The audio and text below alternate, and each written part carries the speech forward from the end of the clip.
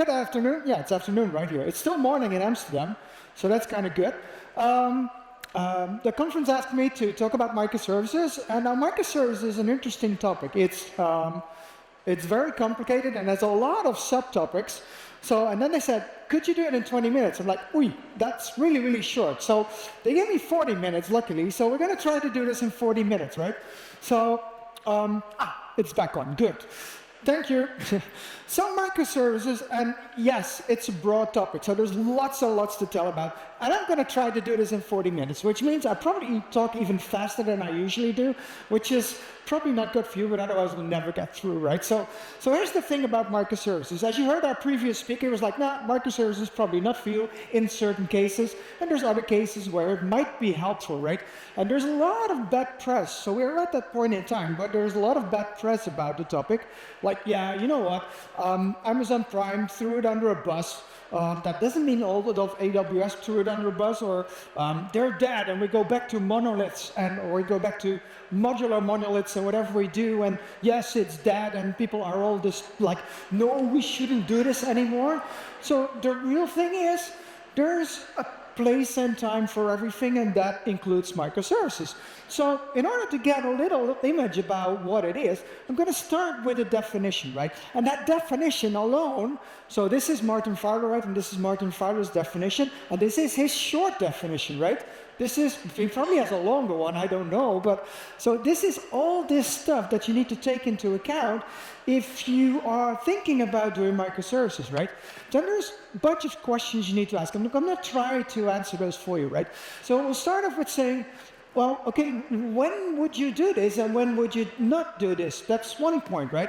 And then we need to talk about a little bit about the architecture, because it is an architectural style. And then we need to talk a little bit about what I call micro applications. It's not the same as micro frontends, but I'll try to explain that briefly during this talk, right? And then we have to try to figure out, if you have a business domain, how are you going to break this down into something that fits the microservices paradigm? Well, I have some guidelines for that as well, that I brought in with me. And then, of course, continuous delivery is this point that if you are doing microservices, you never have microservices without continuous delivery, in my opinion, and in my experience, basically. So that means that every time we have a change in our code bases, we just push it to production all the time. And we can do that more easily because of microservices. So that's one of the benefits. There's also a lot of drawbacks, right? Like the total complexity of the thing. And then, of course, when you do continuous delivery, you need to talk about testing, right? If you are still doing manual testing, that's out of the question if you do microservices. And I'll try to explain why and how to solve that. And then, of course, there's the whole thing about who owns the data. Do the microservices own their data? Is there a central database? Is the application holding the database? All those questions. And then the last question is, does it actually change the way you work? And the thing is, it does actually. So it's more like, if you want to change the way your company works, microservices might be an idea to help you get around that. It's sort of like, it's chicken and egg, right? I'm not sure which came first, a different way of working or microservices or the other way around. So I'm going to try to get you through all of this in the next 35 minutes. And then I always have to say this, right? It's the things we have done with this stuff, that doesn't mean everything we do works for you guys too, right? Guys and girls, of course. But so take from this the set of ideas that I'll present from what you need to take from it, right?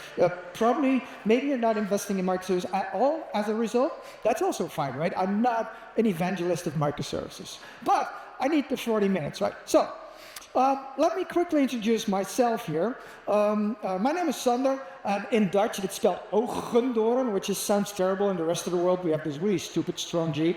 I'm an independent dad. I have 3 kids. I separated from my mom. That's why I'm independent. I'm freelance. However, I do actually, I am the CTO of this e-commerce company called Hybrid, and I travel a bit. I'm basically a lifelong programmer. I write code every day. I was writing code when I was sitting on the bench just before. I couldn't not just check it in before I went on stage. I would have wanted to, but I couldn't. So here's the thing. I am actually a programmer. To prove to you that I'm a programmer, look, I am actually double object-oriented. There's nothing, my parents made this up, right? So it gets worse. I live in Amsterdam, but I live in the Java street. Who does that, right? So it's basically because they didn't have a TypeScript street in Amsterdam, so I went into it. This is actually a picture from my window. So I also run this open source project called Easy, which is our TypeScript open source library for doing microservices.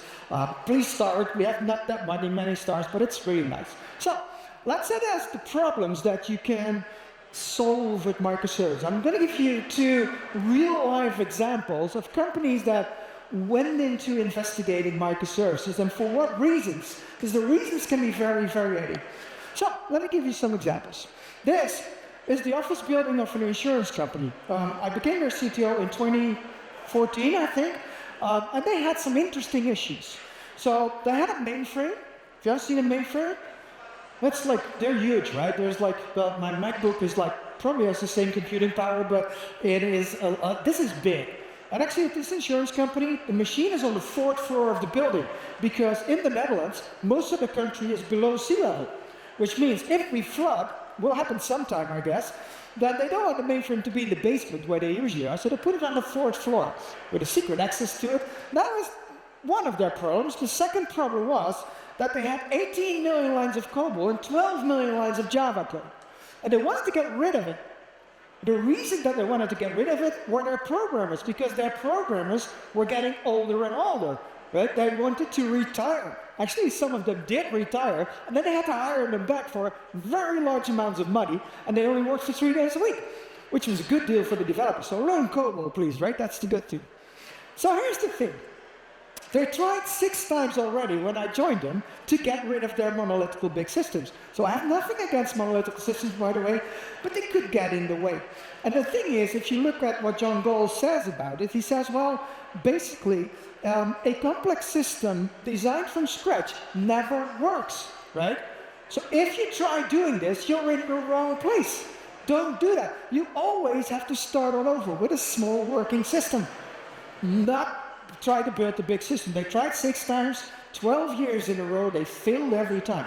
And this is when we went into microservices. And we could build much smaller stuff. And we built it piece by piece by piece. It took 4.5 years, but they actually managed over time. And the result was 350,000 lines of code in about 150 small blocks. Second example.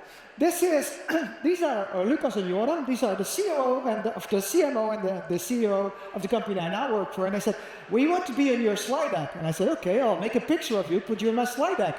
So here they are. There's no story behind it, it's just this. So when I got there about 4 years ago, this was basically what their platform looked like. But they had grown from a small startup having a single deal on a web page into a much larger company through scale up, and they got sold and bought again. They bought themselves back with the help of a venture capitalist.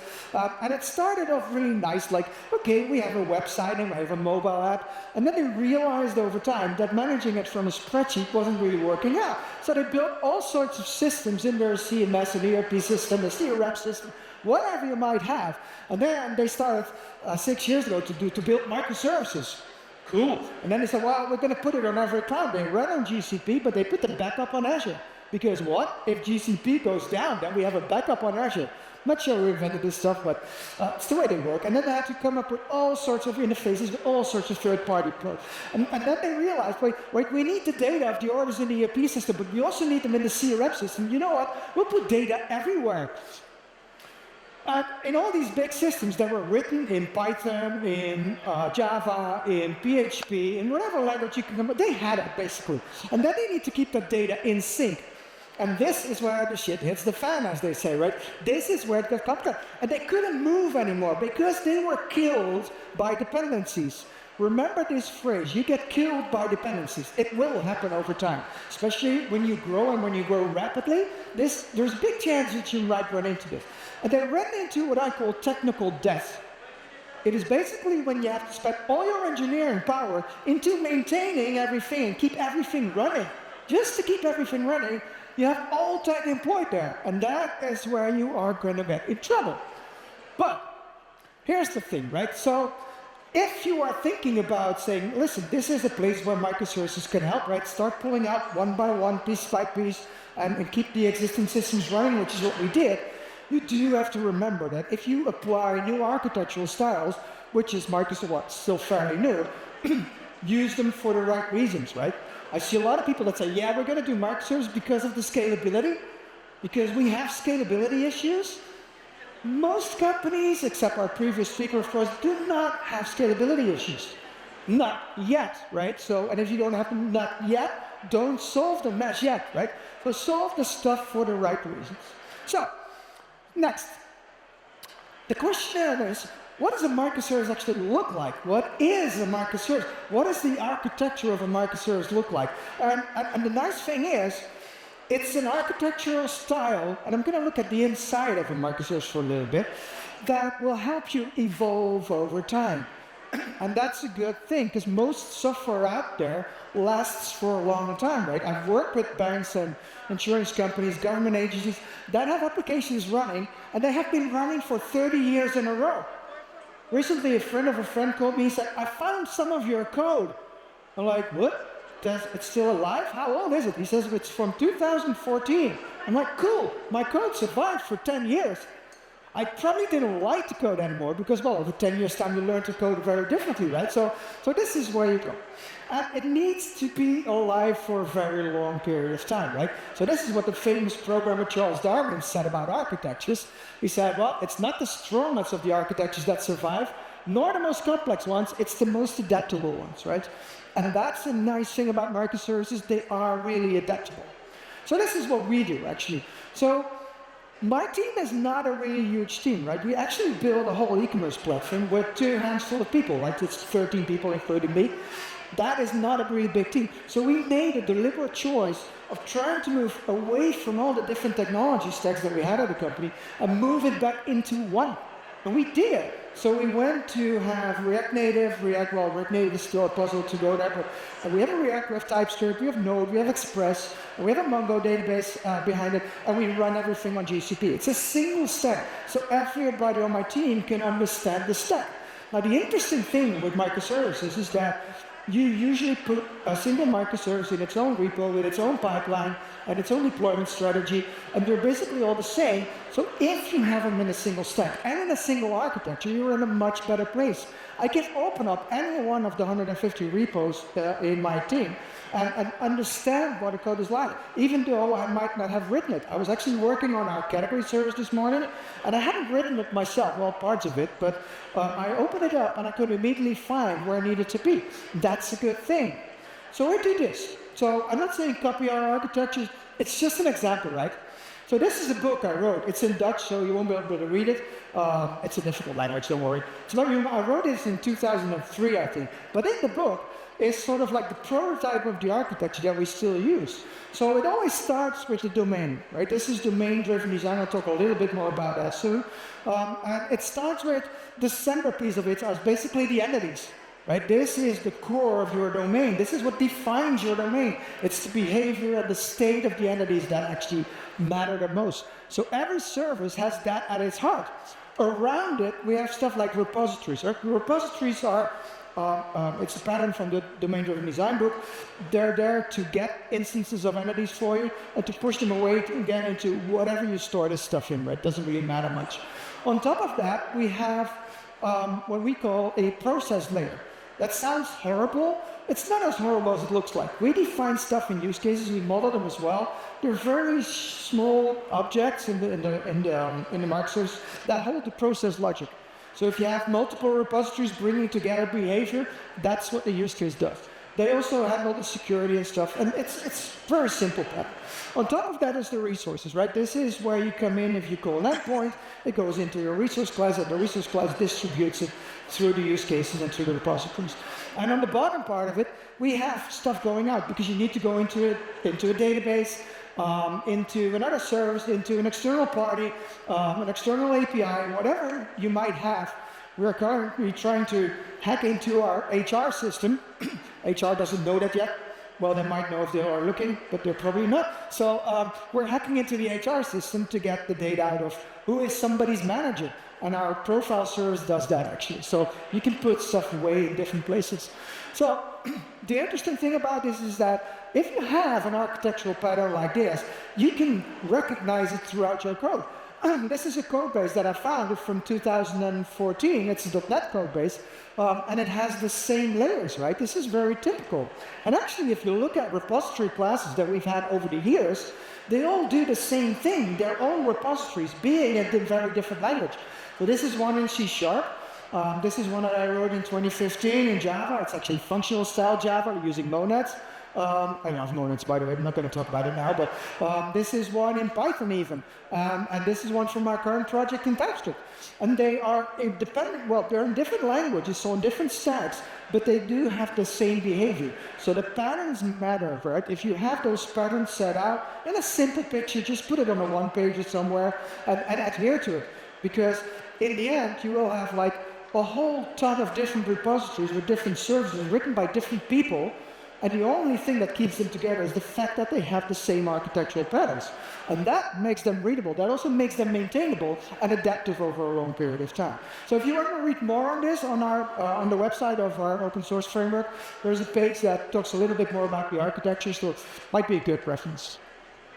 So the next thing is, if you are breaking through the dependencies, which is what microservices are intended to do, the next question is, how do you build up your applications? Now, what I see people do a lot is they do this. So they have this bunch of services, they created all these microservices that you can ask about for the product and the order and the customer and whatever you might have, and then they put on the big application on top of it, which is the front end, and it fetches data from the back-end services. This is a very common architectural style. The problem with this architectural style is that if you want to break through the dependencies, because breaking through the dependencies makes you more flexible, more adaptive, you probably also want to do this with your user interface, because again, the dependencies will kill you. Because the dependencies are still there, they're just hidden in the user interface, right? So if you build an application that talks to services, it might be a good pattern to do this. Well, we started saying, we are basically implementing business processes. Now, I'll give you a quick e-commerce example. The funny thing is, I've had that example in way before I went to become the CEO or the CTO of an e-commerce company. It's actually much complicated than I thought it would be. But the basic process is this, right? You find a product on a website, you find another product on the website, you put them in a cart, you look at the cart, you're like, yeah, this is what I want to have. You check it out, and then you enter your data. So as a customer, probably your credit card, your payment data, and then the order shows, right? This is typical process. Now, if you put it in a single application, that means you still have all the dependencies on the domain that you have behind. So what we did is actually we broke up our front end as well. And we made them into small applications that's pretty similar to our services, also are about a single part of the domain. And the funny thing is that what we set out to do is say, well, each one of these small applications, they're all on a subdomain in iBook.com. You can actually see them. If you go to the website, you say iBook.com, you're actually in the Offers app. And if you go to your profile, it says iBook.com/profiles. You're in another app. It looks the same. That's because we use the same UI framework, but it is actually a different app. It's differently deployed at different times, and that is exactly what matters. So this is a thing you might be able to do, right? So it's an interesting pattern to investigate. We're not doing micro frontend, so it's not about the technology we use. They're all in the same technology because we're a small team, right? We don't want to have different technologies. So it's a good pattern to get to. So let's look at the breakdown of your domain. So this is probably the base problem you want to solve if you are going to microservices is that you have a domain that became way too complex and that needs to be broken down into small pieces because that gives you flexibility and adaptability, right? So if you look into the history of programming, there's a lot of pointers into the same direction. And I'll show you a few, right? In the early 70s, people wrote about high cohesion and low coupling. That means high cohesion means the things that belong together, just please put them together. If you have a single big application and you have a whole ton of repositories, those are not things that actually go well together because they hold all the dependencies for everything that's in your domain. And if you look further into history, the Unix philosophy is pretty similar. It's that write programs that do one thing and do that one thing really well. So you need to focus on stuff that does one thing. The question is, what is that one thing? That one thing actually is part of your domain. It's an isolated part of the domain, and all of these isolated parts together are your domain. So how do you do that? Well, Bob Martin gave us a good clue, right? In the single responsibility, he basically says this: gather together the things that change for the same reason, right? This is high cohesion. And separate those things that change for different reasons. That is low coupling. It's still the same, right? Over the history of computer programming, and I know I'm an old guy, so I've seen all this stuff in action, and it's like single responsibility is easily recognized when you break it. So this is a Python, it's a piece of Python code from one of our older applications, and it has over 350 lines of code in there, which means it's fairly big. You might say, that's not big. But I think it's big. You can recognize it because it does a whole lot of different things together in one piece of code. And you can break that up. Now, for microservices, you go back to the domain-driven design patterns. So this is the bounded context. Have you heard of, are you familiar with domain-driven design? Please say yes. Thank you. So one of the foundational patterns in there is called the bounded context. Now, this is more or less what Eric Evans, the author of the domain-driven design book, says about it. He said, when you model larger domains, and you probably all do, it becomes progressively harder to create a single unified model. So keeping your data modeled in shape when you have 1,100 tables in there, as one of my customers has actually, is pretty tough, right? So what he says is you might be able to break that down into several different areas. Let me give you another example from e-commerce. This is oversimplified, I know, but this is the thing. So this is what people do. If you have a data model, and this is everything you need to do. So you have like vendors, and vendors deliver stock for a particular product, and then you try to sell the stuff, et cetera, right? So the problem in here is the product thing, because product plays a role in replenishment, getting new stock in, and it also plays a role in selling stuff, right? You sell the product to a customer, it's in the order, et cetera, and that you might say, it's the same product, right? From a data engineering background, from having learned about the normal forms and third normal form and Boy-Scott normal form and stuff like that, you might say, yeah, this is the proper model. The problem is, the behavior of the product on the left side is very different from the product on the right side. And that means that in domain-driven design terms, it is not a ubiquitous language. That's a very tough word for saying a thing has different meanings in the domain. And you want to not do that, right? You want to say, you know what, I only want my domain, the model of my domain, to where everything has a single meaning. That is called a ubiquitous language. That is what makes a bounded context. You split up the product into two, and you keep a very thin line between them. If my clicking works, there it goes. I just have to click in the right place. And that means you can split it. The part of product that should be here and the part of product that should be there. So when I started doing this in 2014, the first time I started doing microservices, the phrase was just coined 2 weeks before that. I'm like, yeah, this is a good solution. And the CEO said, oh, sounds good, let's do that. Our previous 6 attempts failed, so maybe this one works. It did, by the way, but it took a long time. So this is where we went. We're like, oh yeah, these are going to be our microservices. And then we realized we're still too big. So we looked at the next set of patterns from the domain-driven design, and we said, okay, here's the aggregate pattern. So the aggregate pattern in the book, as Eric Evans says, an aggregate is a group of associated objects which are considered one unit when it comes to data changes. You're like, oh, a transaction. Could be, however, we're using databases that don't have transactions, and transactions over services are pretty hard. So that is basically why, let's say the transactional boundary is a very good idea of splitting this up. And then he says, every aggregate has a root. Now, if you look at microservices and they have an endpoint and a resource class to it, it's very easy to map an aggregate with its aggregate root onto a microservice, right? So if you have the categories, we call it a collection in MongoDB. I was just working on that, so we have the categories collection, and it has an idea. So if you want to get out a category, say /category/ID, there I go. And I enter into the aggregate root of that particular service. So the mapping between those is actually pretty clear. So you find the bounded context, and when you've identified the bounded context, you'll probably identify the aggregates inside of it. This, by the way, is not something you can do up front. If you try to do this up front, you'll probably fail. That's what I see a lot of companies do. You'll refine this over time. You take the small steps and you get better at it. And it shuffles, right? It changes.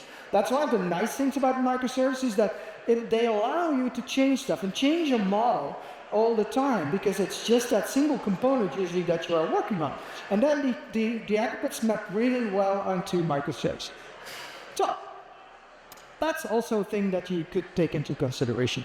The next thing is, when do we deliver value, right? If you are, so I like to bash the agile approaches a bit, but we can do that, it's 2024, right? And the question is, how often can you deliver value? According to Scrum, it's about every 2 weeks. It's not. It's much faster than that. According to my team, we actually push to production about 50 to 80 times per day. So it doesn't mean you all have to do this. It works for us. We're an e-commerce company. We like to be able to change stuff quickly, and this architectural style really helps us doing that. So we went into delivering value continuously, and then you end up with the continuous delivery book, right? So as written by Jeff Rumble and Dave Farley, and this is what Jess says about it. He says, continuously, if that hurts, do it more frequently and bring the pain forward. It's still about software development, right? This is just don't take it out of the context. So to give you a rough idea about this, if you have a big application, and a lot of companies, organizations tend to do this, right? They have this big application and they have this release cycle of every quarter, try to release it.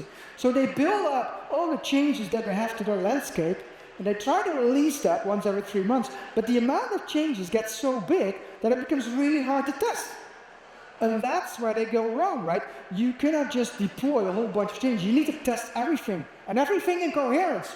And it doesn't always work. And then they slow down. So, oh, we couldn't do it in 3 months. Let's do it in 4 months next time, right? So you get slower and slower and slower. You recognize the pattern apparently. So you're not, this happens to a lot of companies. Over time, you can only release but once a year.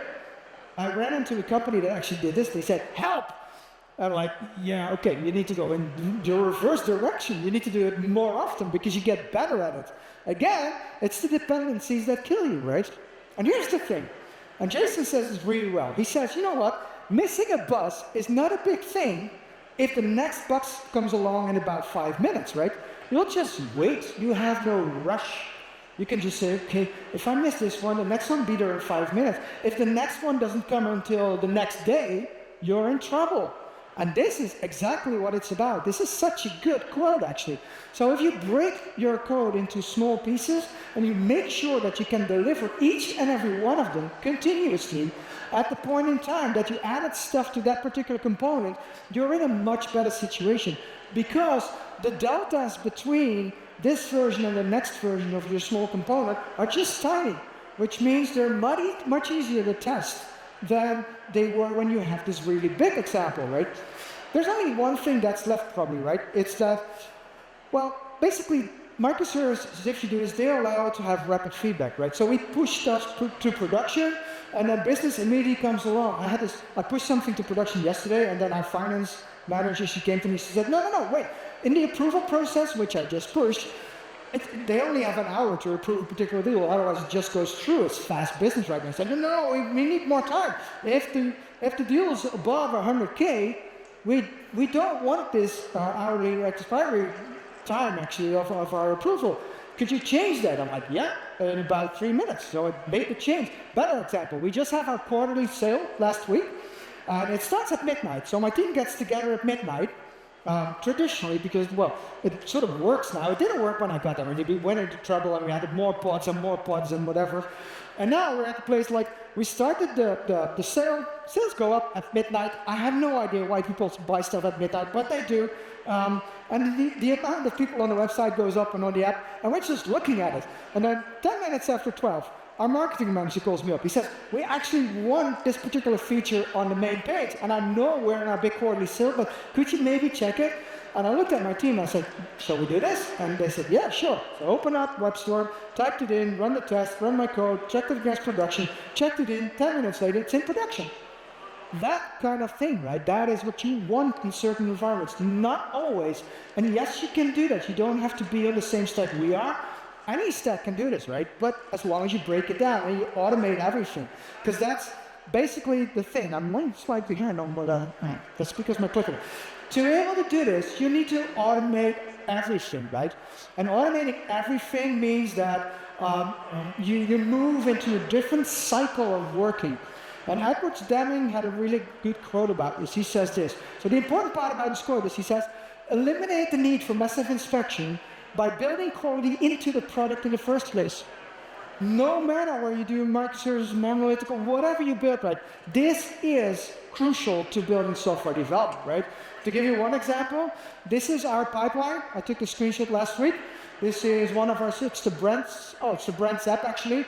And I pushed it and I looked at it and it went all the way through to production automatically. I didn't have to do anything. It ran all the tests, everything. So I pushed to production in about 13 minutes. That is not to brag. This is something you could do too if you automate it in the right way. And that means that all your infrastructure becomes code. There's no manual interference anymore with us whenever we do this stuff. If the pipeline breaks down, if the database breaks down, it sometimes does, well, it doesn't do that a lot actually, but, or if our instances go down or up, it scales automatically. Everything is automated. We don't actually look at it too much anymore, unless we have serious bots on the platform, which we had last week. That's when you look at stuff, right? You look at the monitoring, and you look at the outcomes of the test. So you automate everything, and your infrastructure becomes code. And that's a good thing. But to be able to do that, there's one more thing that is essential that still in 2024 not everybody does. You need to move into automating your tests, right? If you are still doing manual testing, you cannot go to the speed of delivering 50 to 80 times per day, unless you don't want to. So all this stuff about people checking spreadsheets with data and going through it and clicking on the website, that slows you down, basically. Can you avoid that? Yes, you can avoid that by automating everything.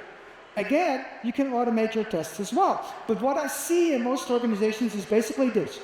People do have some unit tests occasionally, because some of the developers might do this in the end, and you write some integration tests. Maybe they're still automated as that, but then on top of that, there's a whole bunch of people doing manual testing.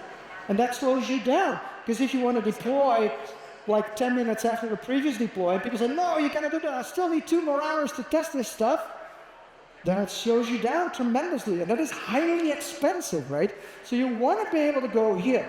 Basically, the majority of your tests should be unit tests.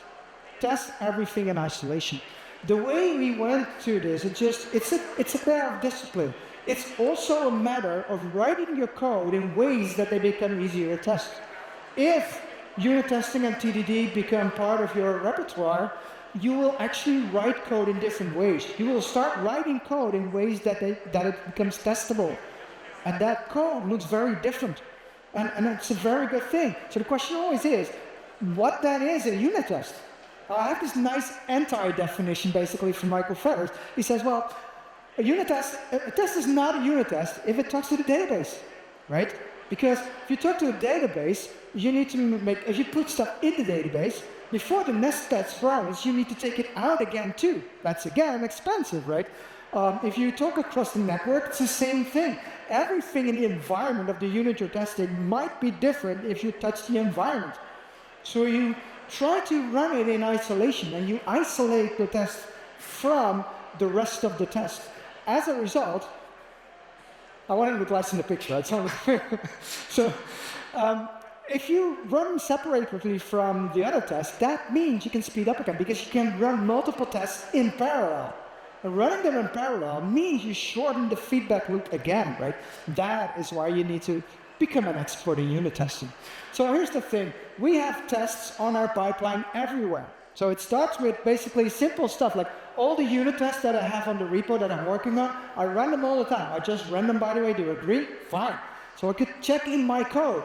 And then if I start the pipeline, it does the unit tests again, it does syntax validation, it does linting, it does static code analysis, I'll show you that in a bit.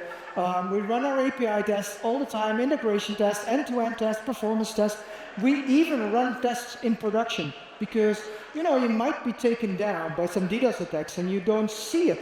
So we run our tests again in production all the time, every 5 minutes, to see if we're still live. And if not, we get a notification of it, right? So one of the steps is static code analysis. The interesting thing about doing static code analysis, a lot of people say, yeah, but that's blocking, right? It should be blocking. It should be blocking if your static code analysis tool, in this case it's Sonar, which is open source. We have a paid version, by the way. It costs us, I think, €100 per month. It's like, not sure how much that is in line, probably 500, something like that. But so this is the thing, right? We have 95.4 percentage of code coverage on our libraries. This is Ibex Core, which is our library. That's good, right? You don't have to go to 100%. Nobody has that. It's virtually impossible. But the good thing is, if your static code analysis and your unit tests pass, the result of that is this. You can code with a lot more confidence, right? I am not afraid of checking stuff in. If my tests succeed on my local repo that I'm working on, and then I can just push it to the pipeline, and the pipeline makes sure that I didn't break or fail. It breaks or succeeds, basically, right? So this is fine. By the way, this is it's a developer who's praying. There's a good reason for it, right? He's using light mode. You don't do that. It's just that nobody does that. So we moved away from stuff that a lot of people find very important, like pull requests. We do not do pull requests, right? We do not do code reviews because they're too late.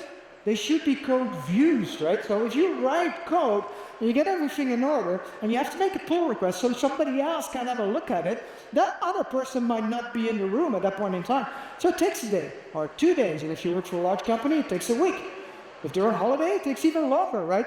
And then if they have feedback, what happens is they come back to you. And when they come back to you, you're like, what was that thing that I was working on last week? You don't know anymore, right? You need to start context switching.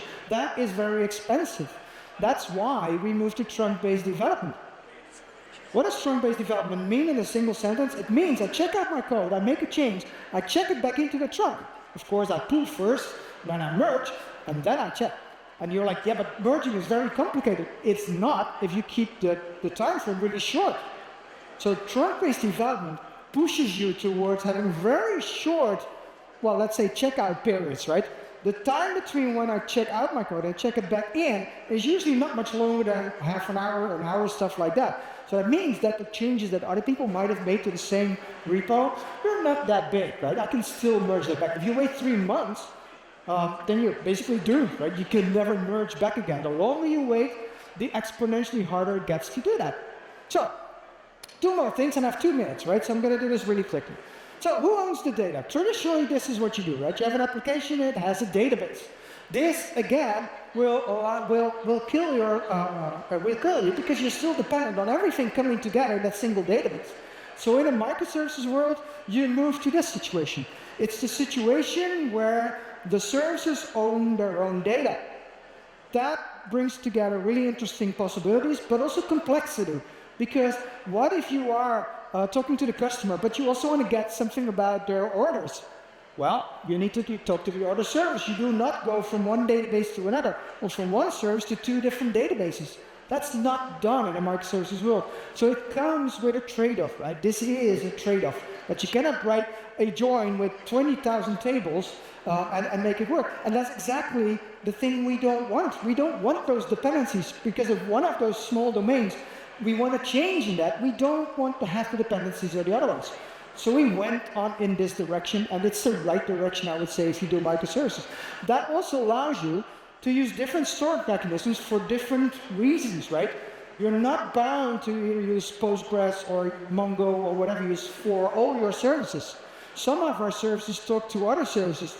Some of our services talk to external APIs. Some of our services talk to relational databases. Some of them talk to document databases, right? It's depending on your domain. So we use Mongo, but I'm going to skip that. I love Mongo, by the way. It doesn't mean it's good for everything, like our previous speaker said, but it's good for what we do. Last point, and I have like half a minute. I can go. I have to do this quickly. So, does it change your way of working? And it does. So the thing is, it changes my way of working because I cannot do this on my own. In a microservices world, but in software development in general, the stuff gets way too complex. We're in the most complex industry there is in the world, right? So that means if you do this and you go into making everything smaller, you move into the direction of, let's call it continuous delivery, and that requires close collaboration. So this is my team in the office. They're not always in the office. This is on Thursday, so they're in the office. And those teams work better when they can operate almost fully autonomously, right? We have very little boundaries to our team to how they work, when they work, where they work. I have a Romanian guy on my team. He often drives off to Romania, and then he has no internet. So when he's in the country here, right? Not in the city, but... and here's the thing. This is an important thing. So simple, clear purpose and principles give rise to complex and intelligent behavior. That's usually what we aim for, right? Complex rules and regulations give rise to simple and stupid behavior. Great quote.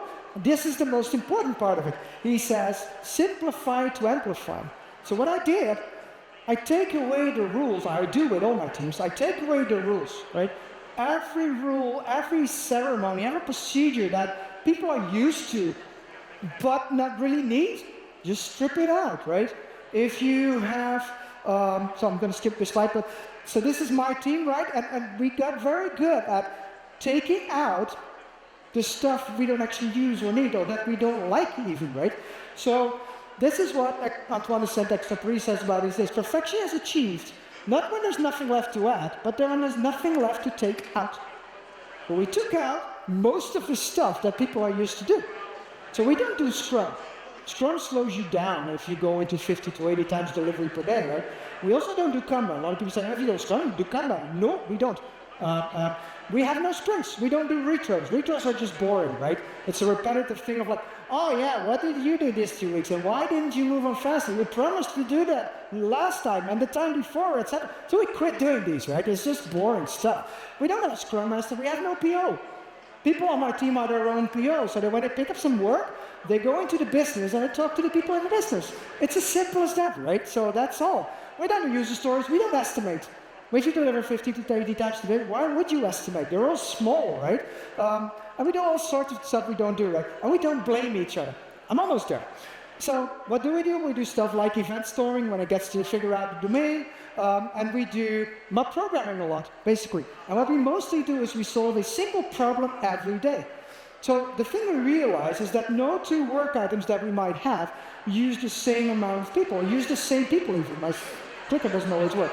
So with every work item, people just sit together. They form is what I call a micro team. They sit together and they're just like, you know what, we're going to pick this up, and we're going to work on it, and then we're going to ship it, and we deliver it, and then we'll just disband and go again. So they sit in different setups. This is like an ops guy and a developer. It's a Java developer, right? You can see that. Not sure why, but this is Eugene, my Romanian colleague, and they're working on some front end together with a back end developer. This is two developers and a tester. Of course, the tester has to stand, right? That's what they're for. Or this is an architect and a developer. Pretty cool, right? The architect's like praying for it to work, and the developer's like, probably not going to work. So this is a thing we do. So, two more remarks. Microservices and microarchitectures, yes, very useful, depending on the problems you're solving, right? Solve the right problems with the right patterns. Sometimes monoliths are better, sometimes microservices better. If you go into microservices, this is a lot of stuff you need to take into account. Shift from doing everything together into solving a single problem every day. And you need to simplify to amplify. Two more things. You can never stop learning. That's why we have events like these, right? Because we always want to keep on learning. By the way, I think we're also in the best industry in the world. I wouldn't know what to do without writing my code every day. And then the last thing, if everything else fails, all the patterns you've tried before, you can always remove your node modules and do an npm install, right? So that's it. I ran 2 minutes out of time, 3, I don't know. So I'll be here for Q&A, and I'll be here the full day tomorrow as well. If you want to talk to me, feel free. Thank you for having me, and enjoy the conference.